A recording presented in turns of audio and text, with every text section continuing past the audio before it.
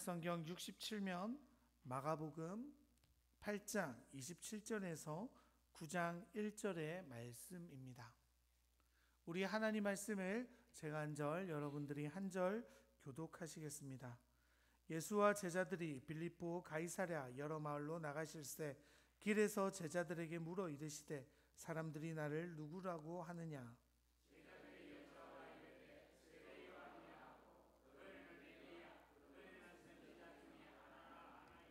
또 물으시되 너희는 나를 누구라 하느냐? 베드로가 대답하여 이르되 주는 그리스도 신이이다 하매 인자가 많은 고난을 받고 장로들과 대제사장들과 서기관들에게 버림받으여 죽임을 당하고 사흘 만에 살아나야 할 것을 비로소 그들에게 가르치시되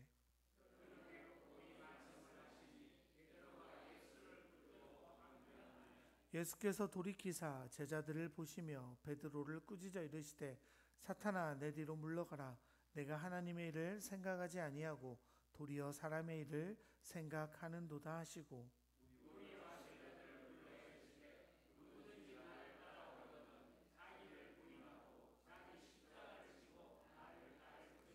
누구든지 자기 목숨을 구원하고자 하면 잃을 것이요 누구든지 나와 복음을 위하여 자기 목숨을 잃으면 구원하리라.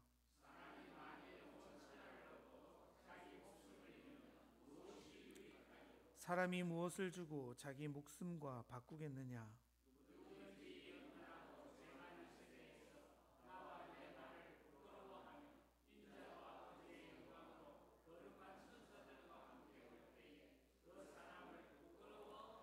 우리 함께 읽겠습니다. 또 그들에게 이르시되 내가 진실로 너희에게 이르노니 여기 서 있는 사람 중에는 죽기 전에 하나님의 나라가 권능으로 임하는 것을 볼 자들도 있느니라 하시니라. 아멘. 할렐루야. 오늘도 주님 앞에 나오신 우리 명강의 성도 여러분 환영하고 축복합니다. 우리 어버이날을 맞아서 또 고향으로 방문해 주신 분들도 계시는 것 같은데요. 우리 앞뒤 좌우로 인사 나누십시다. 사랑합니다. 환영합니다. 감사합니다. 우리 오늘 특별히 가정의 달을 맞이해서요. 좀 웃긴 영상 하나 보여드리고 시작하려고 하는데 우리 한번 준비됐을까요? 아니야 준아. 벗어 그거. 너무 더워. 뭐 하는 거야? 무셔. 무셔. 무셔. 무셔. 무셔. 어머. 여기까지입니다. 저희 아들이 4살쯤 됐을 때 같아요. 그렇게 자기 딴에는 집 구조를 잘 안다고 생각하고 눈을 가리고 이렇게 막 장난치다 보니까 꽉 부딪혔던 일들이 있습니다. 저 녀석은 아마 자기가 이 집을 꿰고 있어. 야, 길을 잘 알아. 눈을 가려도 보는데 문제가 없어 라고 생각했겠지만 자기가 생각했던 그 길이 진짜 길이 아니었던 거죠. 제대로 보는 게 중요하죠. 제대로 걸어가는 게 무엇보다 중요합니다. 우리는 지난주 본문에서 다시 만져주시는 예수님에 대해서 살펴보았죠.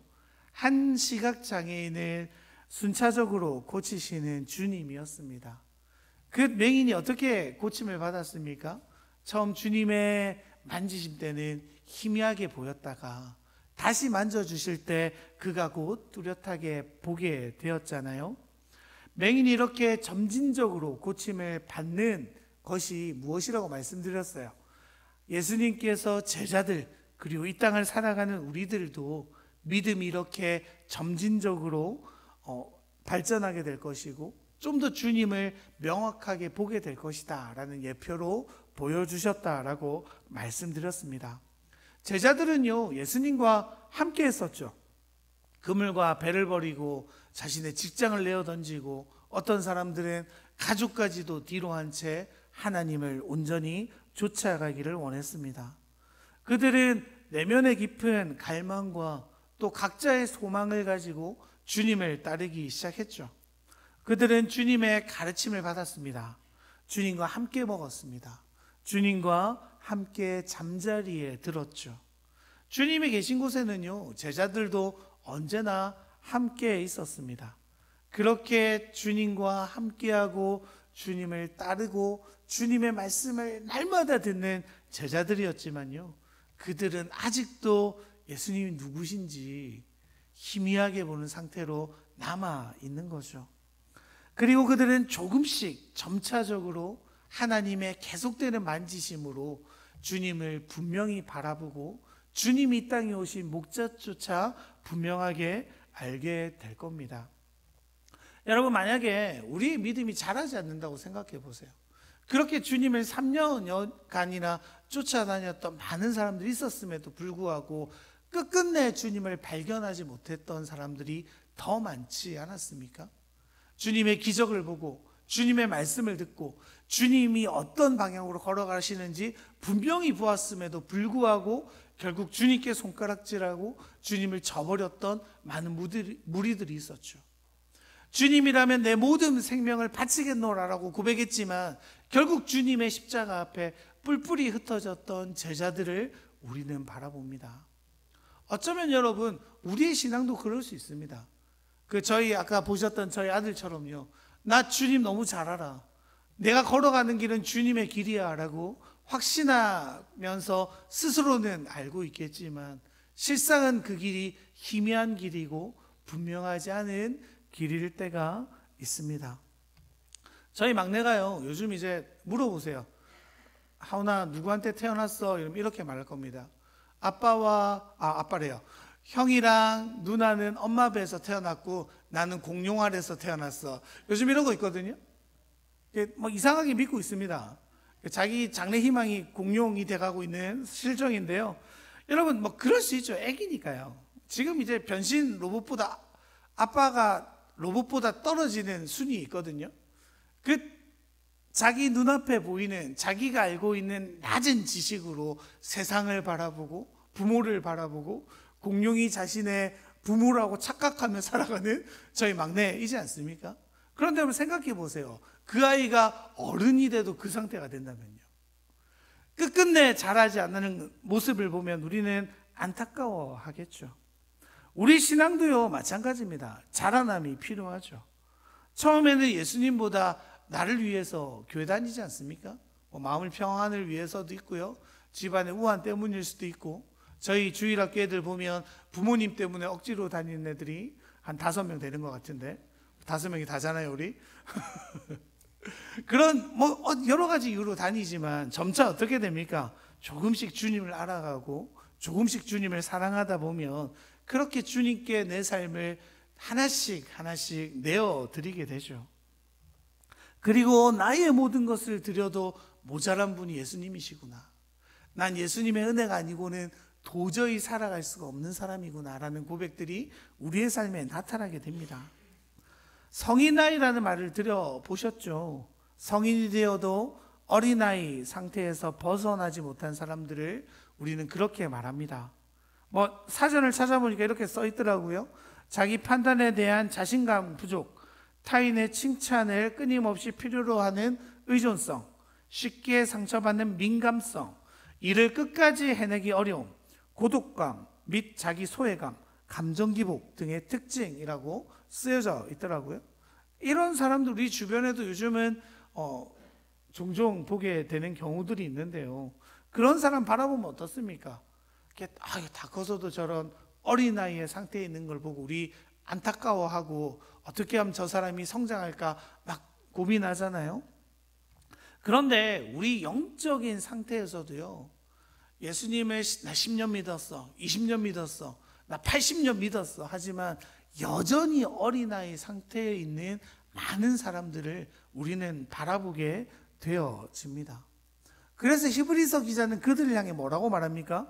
히브리서 5장 12절에 보면 이렇게 적혀 있는데요, 때가 오래되었으므로 너희가 마땅히 선생이 되었을 터인데 너희가 다시 하나님의 말씀의 초보에 대하여 누구에게서 가르침을 받아야 할 처지이니 단단한 음식은 못 먹고 젖이나 먹어야 할 자가 되었도다. 혹시 우리가 이런 상태에 있지는 않으십니까? 나 예수 믿은 지 몇 대가 됐어. 나는 이런 직분을 가졌어. 난 교회에서 이런 봉사를 해. 여러분, 이게 중요한 게 아닙니다.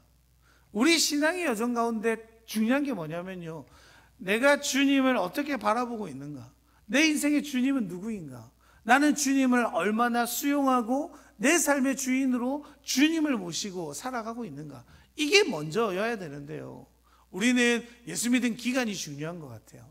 교회에서 내가 어떤 봉사를 하는 게 중요한 것 같아요. 내가 어떤 직분을 가지고 있는 게 더 중요하게 여기는 우리의 모습일 때가 있지 않습니까?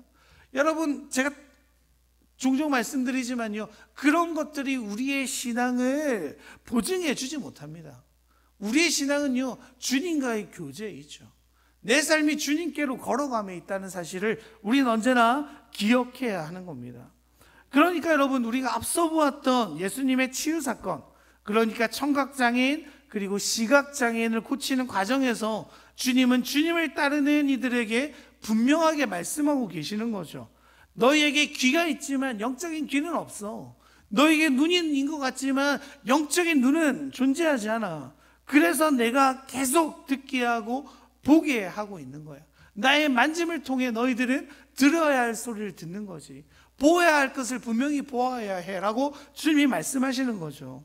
그렇게 주님께서요, 계속해서 말씀하시고 보여주심으로 그들이 예수님을 바로 보고 바로 듣는 여정 가운데 있는 것들을 우리는 살펴보고 있는 겁니다.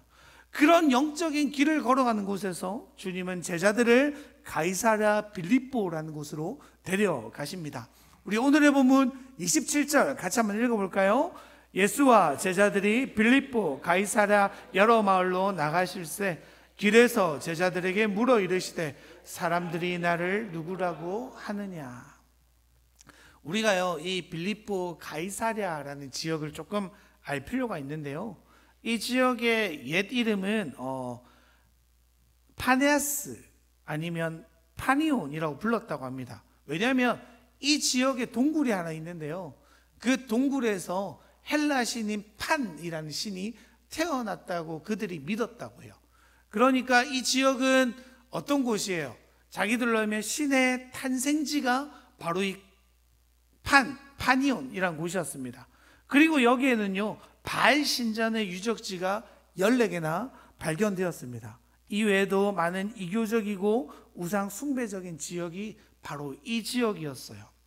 그런데 이 지역을요, 빌립 헤롯이 지배할 때 로마 황제를 위해 신전을 건축하고 그에게 헌정했습니다. 그리고 자기의 이름과 로마 이름의 이름을 합쳐서 가이사랴 빌립보라는 지명으로 바꾸게 되어지는 거죠. 그러니까 여러분, 이 땅은 어떤 땅입니까? 우상이 넘쳐나는 땅이죠. 이미 그 땅의 주인이 로마 황제야라고 이름 붙여진 곳이 가이사랴 빌립보입니다. 바알, 로마 황제를 숭배하면서 그 신들이 자기의 욕망을 채워주고 배불린다고 그들은 믿었을 거예요. 수많은 가짜 신들이 질비한 땅이 바로 그 땅이었다는 겁니다. 이 세상에도 가짜 신들 많이 있지 않습니까? 그런 말들 들어보셨죠? 조물주 위에 뭐예요? 건물주. 천당 위에 분당. 잘 아시네요. 우리 왜 이런 이야기가 들려지는 거예요? 그 돈이요, 성공이요, 권력이요, 힘이요, 신노릇하는 세상을 우리는 살아가고 있죠. 그것들이 내게 만족을 주고 자유를 주고 평화를 주는 것 같다고 믿고 그것들을 향해 걸어가는 우리들 아닙니까? 공부하지 않으면 인생이 실패할 것 같고 돈이 많지 않으면 인생이 무너질 것만 같고, 그래서 우리의 삶이 그것들을 향해 달려져 가고 우리 자녀들에게 그것들을 끊임없이 요청하는 삶으로 살아내는 세상 가운데 우린 놓여져 있죠. 그런데 실상은 어떻습니까, 여러분? 그것들을 갈구하면 갈구할수록요, 그것들을 소유하면 소유할수록 만족감이 있나요? 아니요. 더 갈구하게 되죠. 더 원하게 되죠. 더 매이게 되죠. 그것이 아니면요, 아무것도 할 수 없는 처지처럼 우리에게 오히려 더 큰 비참함과 불안함과 두려움에 매이게 하는 것들이 그런 가짜 신들 같은 겁니다.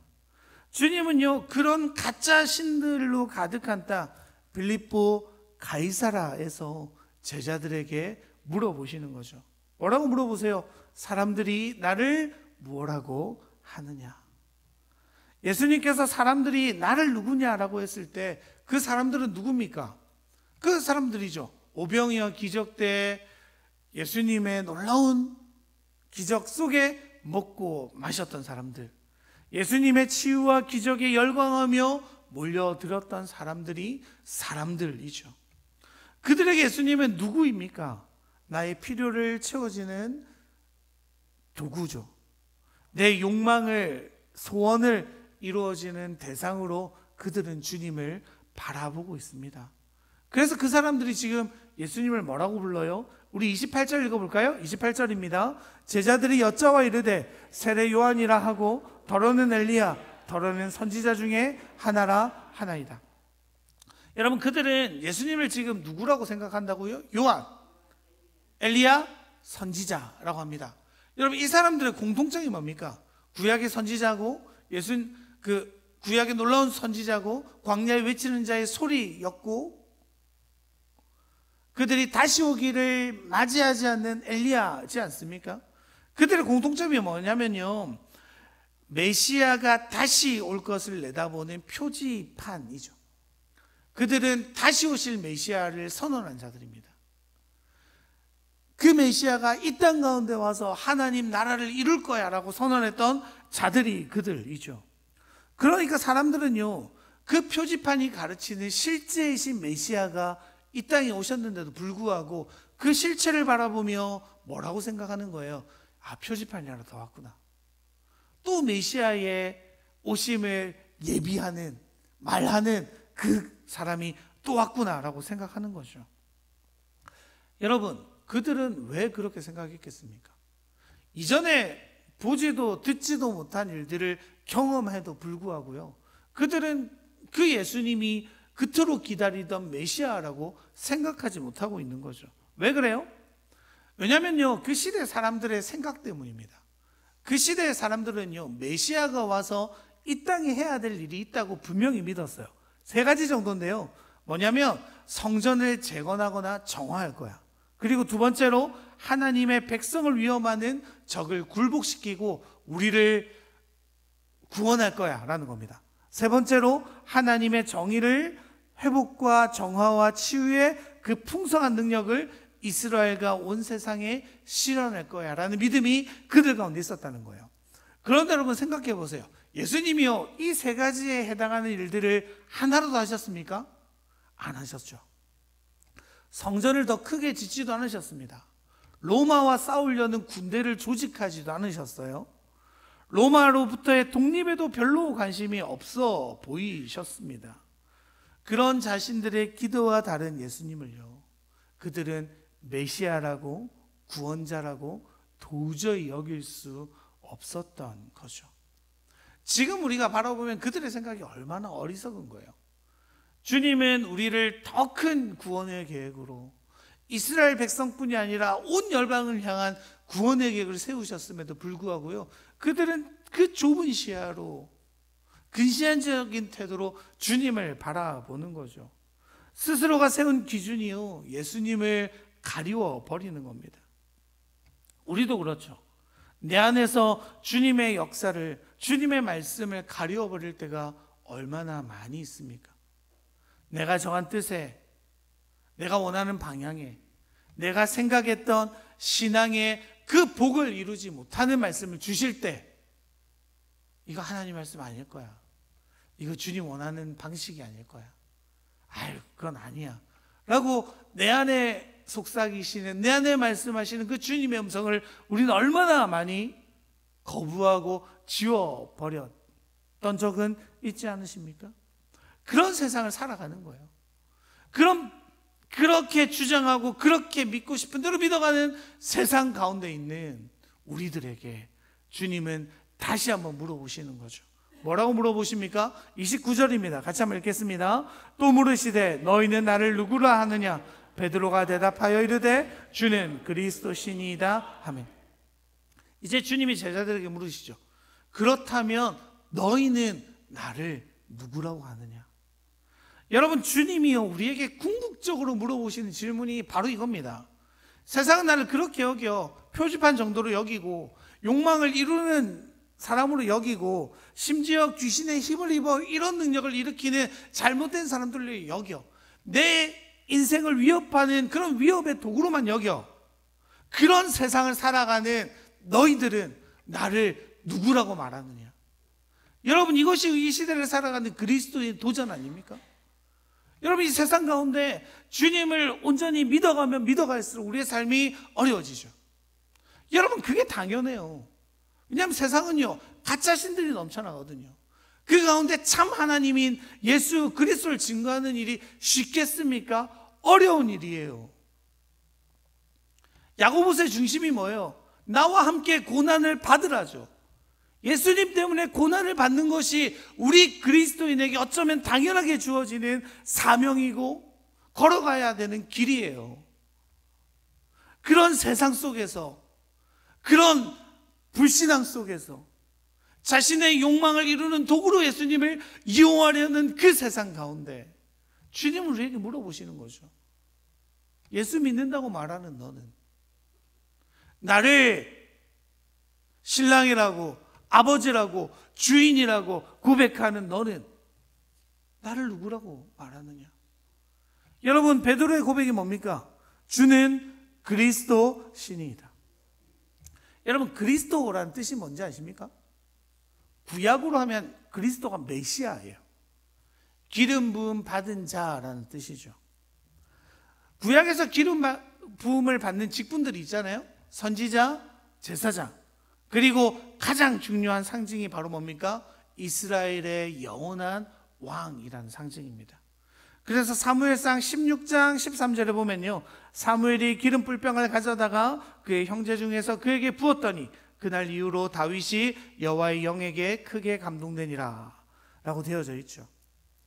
여러분, 그 기름 부음이 뭘 상징하는 거예요? 이스라엘의 왕으로 하나님이 너를 삼았어 라는 상징이 있습니다. 그런데 하나님은요 그 다윗에게 영원한 약속을 하나 주셨죠. 사무엘하 7장 16절입니다. 요 같이 한번 읽어볼까요? 내 집과 내 나라가 내 앞에서 영원히 보존되고 내 왕위가 영원히 견고하리라 하셨다 하라. 여러분, 그러니까 이스라엘 백성 가운데 가졌던 간절한 소망이 뭡니까? 다윗의 자손 가운데 영원한 왕이 나타날 거야. 우리를 구원할, 우리를 평안 가운데 머물게 할 참 왕이 이 땅 가운데 나타날 거야 라는 고백이 그들 가운데 있었다는 거죠. 그렇다면 여러분, 베드로의 고백이 뭡니까? 주는 그리스도 신이다 라는 고백은 다르게 말하면 뭐예요? 당신이 나의 왕입니다 라는 이야기죠. 물론요 우리가 또 다음에 다루겠지만 아직도 베드로는 완전히 주님을 바라보지 못해요. 희미하게 보고 있을 뿐이죠. 하지만 이제 베드로는요 그분이 누구인지, 그분이 어떤 일을 위해 이 땅 가운데 오셨는지, 또 그분이 어떻게 하실지 희미하게나마 주님을 바라보고 있습니다.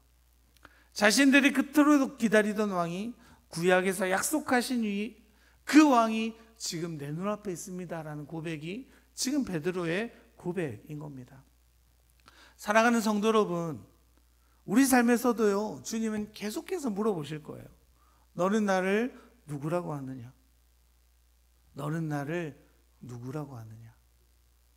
여러분, 이 질문을 우리 마음속에 날마다 간직하며 스스로에게 던지시기를 축원합니다. 이 질문의 요지가 뭡니까? 주님, 왜 그 질문을 빌립보 가이사랴에서 제자들에게 던지고 계십니까? 그렇게 말씀하시는 거죠. 너희들은 그렇게 나에 대해서 생각하는 그들의 생각과 얼마나 다른가를 물어보시는 거죠. 너희도 혹시나 그들과 똑같은 생각을 가지고 있지는 않은지, 너희들은 과연 나를 다르게 받아들이는지, 너희들 앞에 있는 내가 정말로 너희들은 누구라고 고백하는지를 물어보시는 거죠. 이 질문은요 그 제자들에게만 하신 질문이 아니죠. 오늘날 그리스도인으로 살아가는 우리에게도 동일하게 하시는 질문입니다. 왜냐면요, 우리 삶의 모든 염려와 불안, 원망과 논장들은요, 내가 예수님을 누구라고 생각하는가와 밀접하게 관련되어져 있기 때문이죠. 예수님을 어떻게 생각하느냐에 따라서요, 염려와 근심, 불안, 원망, 비난, 두려움, 논쟁으로 가득한 이 심각한 분열과 갈등과 혼돈에서 벗어날 수 있게 되어집니다. 염려 중에서도 기다릴 수 있게 되어지는 거죠. 불안한 중에도 견딜 수 있게 되어집니다. 일어나는 원망을 느끼면서도 감사의 조건들을 찾아낼 수 있고요. 두려움이 가득해도 이기고 담대할 수 있는 것이 바로 예수가 나의 왕이십니다라는 고백 위에서 비로소 가능해지기 때문인 겁니다. 왜 그런 거예요? 왜 그 일들이 가능해집니까? 예수님이 나의 왕이시기 때문이죠.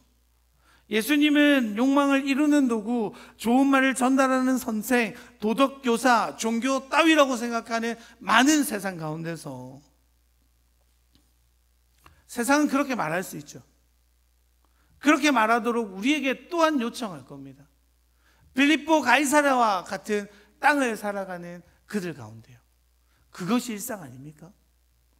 가짜 신들이 판을 치는 일상을 살아가는 그 삶 속에서 주님이 우리에게 질문하시는 거죠. 너희들은 나를 누구라고 말하느냐? 여기에 대한 우리 대답은 어떻습니까? 주님은 그런 것들과는 비교할 수 없는 분입니다. 세상은 주님은 좋은 말을 전달하는 도덕 선생으로, 세계 3대 성인으로, 혹은 기독교라는 종교로 주님을 바라보지만 우린 주님을 어떻게 바라보는 거예요? 그런 것 따위들과 너무 다르죠. 주님은 여러분 도덕 선생 따위가 아니에요. 믿으세요? 주님은요 세계 3대 성인 따위가 아니세요. 주님은 기독교라는 종교 따위가 아니세요. 주님은 우리의 생명이십니다. 주님은 우리의 왕이십니다. 주님은 우리 인생의 참 주인 되십니다. 그리고 그분은요 참 하나님의 아들이시죠. 천지를 지으시고요, 전 세계를 운행하시고요, 지금도 우리의 역사 가운데 움직여 가시는 주권자가 하나님이시죠. 우리가 믿는 주님이 그 하나님이라면 우리 앞에 무엇이 두렵겠습니까? 우리 앞에 문제들에서 우리가 왜 절망하십니까? 우리의 자녀의 문제 때문에 절망하십니까? 우리 가정의 문제 때문에 절망하세요? 내 인생의 앞길 때문에 두려움에 떨고 계십니까? 그런 인생 가운데 여러분 여쭤보세요. 나는 주님을 누구라고 고백하는가? 여러분, 이 고백 위에 우리가 주님을 온전히 고백할 때 우리는 세상을 이겨낼 수 있는 거죠. 세상 가운데 주님을 왕으로 모시는 자들 가운데 참 소망과 평안과 승리를 주님이 보장해 주시는 겁니다. 여러분, 그래서 우리를 스스로 뭐라 불러요? 성도라 부르죠. 또 다르게 뭐라 불러요? 그리스도인이라고 스스로 부르잖아요. 여러분, 우리를 왜 그리스도인이라고 부릅니까? 하이델베르크 32문에 보면 그런 질문이 있습니다. 당신은 왜 그리스도인이라 불립니까? 거기에 대한 대답인데요, 같이 한번 읽어볼까요? 믿음으로 그리스도와 한 지체가 되어 그의 기름 부음에 동참하였기 때문입니다. 내가 기름 부음을 받음으로써 주의 이름을 시인하고 나의 몸을 산제사로 드리며 선한 양심을 가지고 죄와 마귀에 대항하여 싸우며 장차 그리스도와 함께 영원히 만물을 다스리게 되는 것입니다. 여러분, 우리는요 주님과 함께 기름 부으심에 동참한 자들이죠. 무엇을 통해서요? 성령 세례를 통해서요. 주님 믿으십니까? 우리 안에 성령이 계시다고 믿으십니까? 그런 자들의 고백이 뭡니까? 예수님이 나의 왕이십니다. 세상은 그렇지 않다라고 나를 계속해서 이야기하겠지만 그럼에도 불구하고 나에게 있어서 주인은 예수님 밖에 없습니다 라고 고백하는 것이 우리의 신앙인 거죠. 이 세상을 살아가며 우리는 여러 가지 두려움과 불안감에 쌓입니다. 가짜 신들 때문에, 거짓된 신들 때문에, 잘못된 가치관들 때문에 우리의 인생이 위태롭게만 느껴지고 두렵게만 느껴질 때가 사실 너무너무 많죠. 한 치 앞도 모르는 우리 인생이기 때문에 걱정과 두려움, 세상의 어려움 때문에 거기에 함몰되어 절망하고 있는 우리일 때가 많이 있습니다. 그런 세상을 살아가는 우리들에게 주님은 물어보세요.